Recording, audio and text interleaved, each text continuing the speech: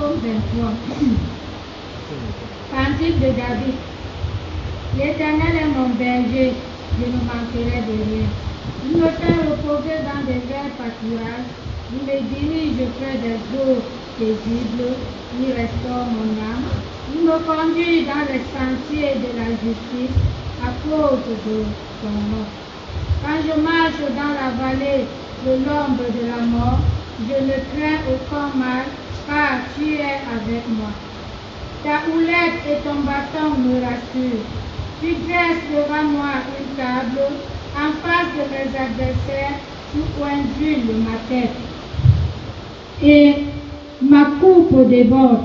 Oui, le bonheur et la grâce m'accompagneront tous les jours de ma vie, et j'habiterai dans la maison de l'Éternel jusqu'à la fin de mes jours. Amen. Aimé peuple du Seigneur, bonjour.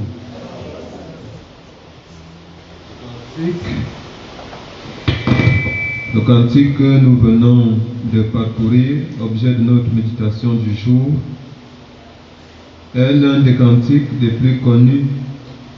Je parle bien du psaume. Le psaume 23, l'un des psaumes les plus connus, les plus récités, les plus médités et les plus aimés du peuple de Dieu. Il captive l'attention et l'intérêt des chrétiens à partir même de son premier verset. L'Éternel est mon berger, rien ne me manque. Mais vous vous en doutez bien, la plus grande richesse de ce psaume, à notre sens, se trouve contenue dans le verset 4. Quand je marche dans la vallée de l'ombre de la mort, je ne crains aucun mal, car tu es avec moi. Et surtout, la dernière partie du verset, ta houlette et ton bâton me rassurent.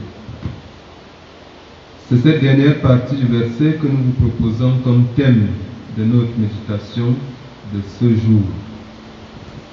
Ta houlette et ton bâton me rassurent. Ta houlette et ton bâton me rassurent.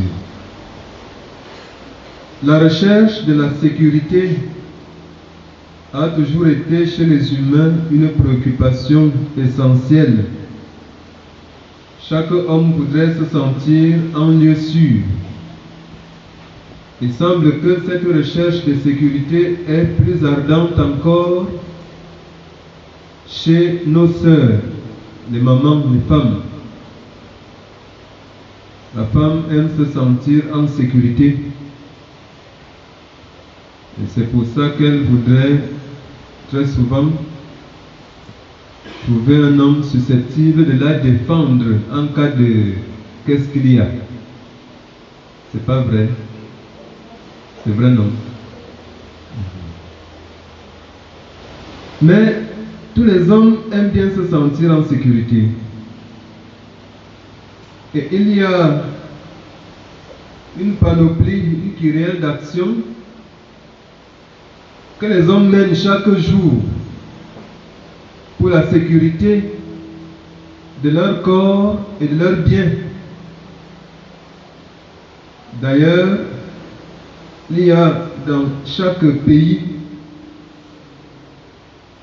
des organismes, des organes spécialisés dans la préservation et la promotion de la sécurité. La sécurité est aussi une préoccupation pour Dieu lui-même. Nous voyons comment il travaille depuis la Genèse pour garantir un lieu sécurisant, un milieu de vie, un lieu sûr à l'homme qu'il aime, pour bien ranger les éléments qui constituent son biotope. Il est donc normal que l'homme aspire à la sécurité. Et ces aspirations à la sécurité deviennent davantage ardentes de nos jours, avec tous les phénomènes qui chaque jour ponctuent notre existence, marquent notre vie au quotidien. Des assassinats par-ci, des violences par-là, des problématiques relatives à la montée en puissance de la grande criminalité dans nos villes, le grand banditisme, mais aussi et surtout des mouvements asymétriques, notamment les mouvements terroristes. L'homme moderne est l'homme de la terreur. L'homme moderne est l'homme perverti. L'homme moderne est celui dont parle Thomas Hobbes. Un loup, un véritable loup pour l'homme. Les événements qui ont marqué la semaine qui s'achève dans notre pays le démontrent encore à suffisance. Comment comprendre cette extrême cruauté? Comment comprendre que l'homme puisse se jeter sur la vie de son semblable et la banaliser comme s'il était capable de donner la vie? Comment comprendre cette dureté de cœur? Nous sommes donc tous apeurés. Nous avons soif de sécurité. Nous avons besoin de nous sentir en lieu sûr. Le Seigneur, notre berger, veut garantir notre sécurité. En réalité, outre les missions de nourrir, de désaltérer, de soigner, qui sont celles régaliennes reconnues à un berger, le Seigneur notre Dieu est ce berger qui conduit pour mieux protéger ces brebis que nous sommes. Notre protection nous impose de nous laisser conduire par Dieu, par Jésus-Christ, le bon berger. Car s'il est vrai que le berger se préoccupe de la sécurité de toutes les brebis, il n'en demeure pas moins vrai que celle qui s'écarte de sa ligne de conduite s'expose elle-même à l'insécurité. Faites un tour dans la rue et ayez la grâce de rencontrer un berger avec son troupeau. On ne sait par quel miracle ces gens réussissent à arranger le troupeau d'un seul côté de la route. Et souvent, les éléments du troupeau tentent de se détacher du troupeau pour aller de l'autre côté. Et quand un membre du troupeau se retrouve de l'autre côté, il s'expose à toutes sortes d'insécurité possible. La sécurité du chrétien, la sécurité du peuple de Dieu, lui impose donc une observation à la lettre des prescriptions divines liées à sa manière, à la manière dont il doit se conduire dans ses relations humaines, dans ses relations sociales, dans la vie de tous les jours. Pour nous conduire, ou pour conduire le psalmiste, pour rester textuel, le Seigneur dispose de deux outils, deux instruments. Ta houlette et ton bâton, dit le psalmiste, me rassurent. Qu'est-ce que la houlette? Qu'est-ce que le bâton? Le berger, en contexte, israélite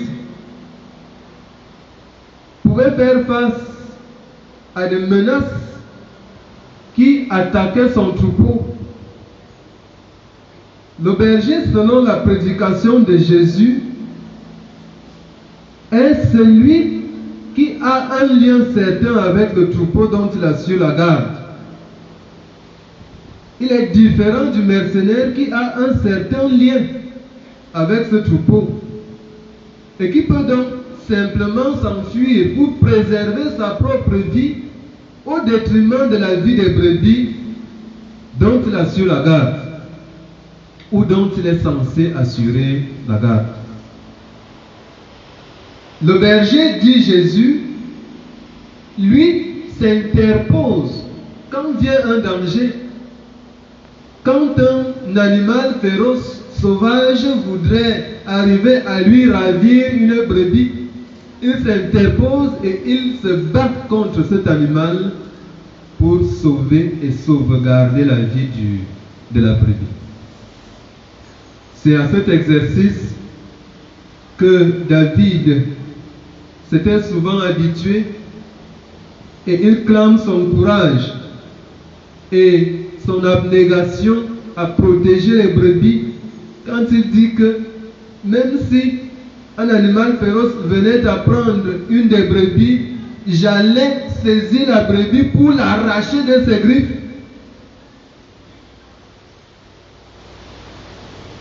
Le Seigneur, comme ce bon berger, dispose donc d'un bâton.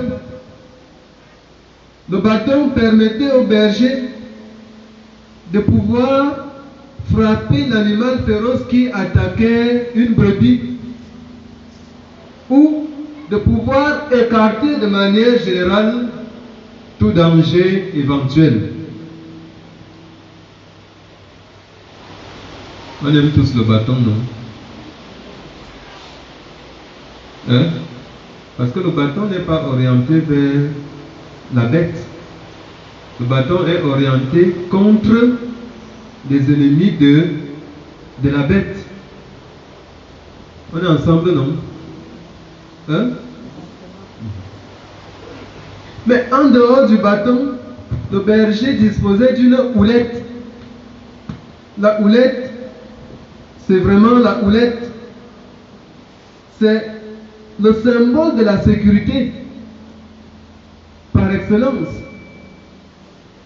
La houlette, c'était un long bâton formé au bout d'une fourche et d'une partie un peu plate.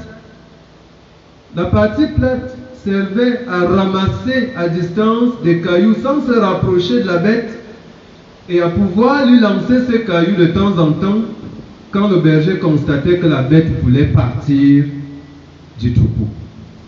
On est ensemble. Donc, il pioche, il ramasse quelques cailloux et il lance. Le caillou prend la bête et la bête se rassure, se ravise que j'ai failli m'écarter de la bande. Et la bête retournait entre ses sœurs ou ses frères. Cette même houlette avait cette partie fourchue ou alors ce petit crochet qui permettait au berger de pouvoir attraper sans attirer l'attention de la bête, de pouvoir l'attraper facilement, à distance. Il mettait juste la houlette et il coinçait une des pattes de la bête et il le faisait pour soigner souvent la bête s'il arrivait que la bête soit blessée. La houlette peut donc à première vue sembler être un instrument contre le bien-être, le bonheur de la brebis. À première vue, la houlette semble être un instrument de châtiment, un instrument de punition. Qui a déjà attrapé une chèvre ou un porc? Quand le porc est vraiment gros, les porcs du village, pas les porcs dociles de la ville, les porcs de chez nous. un gros porc, tu ne peux pas l'attraper seul. Il peut te traîner sur environ 10 mètres. Parce que la bête n'aime jamais qu'on l'attrape. Elle va se battre pour s'enfuir. Pourtant, l'intention du berger n'est pas de lui faire quoi? Du mal ou de la priver de sa liberté, mais de lui prodiguer des soins. Les deux instruments dont dispose le berger de notre somme sont donc des instruments qui rassurent la brebis. Selon le psalmiste, ta houlette et ton bâton me rassurent. Le psalmiste est favorable à la discipline de Dieu, à la discipline de son berger. Il y trouve son assurance. Il y trouve sa véritable sécurité. Quand la houlette, si elle est le symbole de la sécurité, c'est parce qu'elle est d'abord le symbole de la discipline. Ta houlette et ton bâton me rassurent. Bien-aimés frères et sœurs, nous avons besoin aujourd'hui d'être chrétiens. D'être véritablement chrétiens. Non seulement de peau, mais aussi de cœur. Nous avons besoin d'avoir la crainte de Dieu. Nous avons besoin de nous revêtir de toutes les vertus cardinales que nous impose notre foi en Jésus-Christ pour échapper au danger. Les temps sont mauvais. Les gens souffrent. Les gens ont des problèmes et ils deviennent agressifs. Ils deviennent impulsifs. Ils deviennent un peu fragiles, incapables de se maîtriser face à certaines situations. Nous avons besoin d'être chrétiens pour bénéficier de la pleine protection, de la pleine sécurité de notre Dieu. Qu'est-ce que je voudrais par là dire? Être chrétien, c'est être un homme, une femme de charité, une femme de pardon, un homme de pardon, un homme de tolérance, un homme d'écoute, un homme qui ne résiste pas aux méchants. C'est ce que Jésus prescrit. Ne résistez pas aux méchants. Car si tu résistes aux méchants, il va te traîner dans la boue. Il n'a aucun sentiment. Et véritablement dans la rue, partout, dans nos lieux de service, dans nos lieux d'apprentissage, chers amis, soyons prudents, comme des serpents, et simples comme des colombes. Il est question d'éviter les faux débats, d'éviter les discussions vaines, car à cause d'une petite discussion, vous pouvez perdre votre vie pour rien. La houlette de Dieu nous invite ce matin à demeurer fermement ancrés dans la foi en Jésus-Christ et à produire les fruits de cette foi, les fruits de l'esprit, c'est-à-dire épouser une discipline conforme à l'enseignement du Christ, afin que notre sécurité soit une véritable garantie. Le Seigneur Jésus-Christ est le bon berger, celui qui demeure en lui, en Jésus-Christ, bénéficie d'une pleine protection. Et même si l'ennemi vient à se jeter sur celui-là, le Seigneur Jésus-Christ s'interpose pour le délivrer des griffes de l'ennemi. Et quand bien même il t'arriverait quelque chose, le Seigneur Jésus-Christ dit: celui qui croit en moi vivra, quand bien même il serait mort. Ta houlette et ton bâton me rassurent. Amen.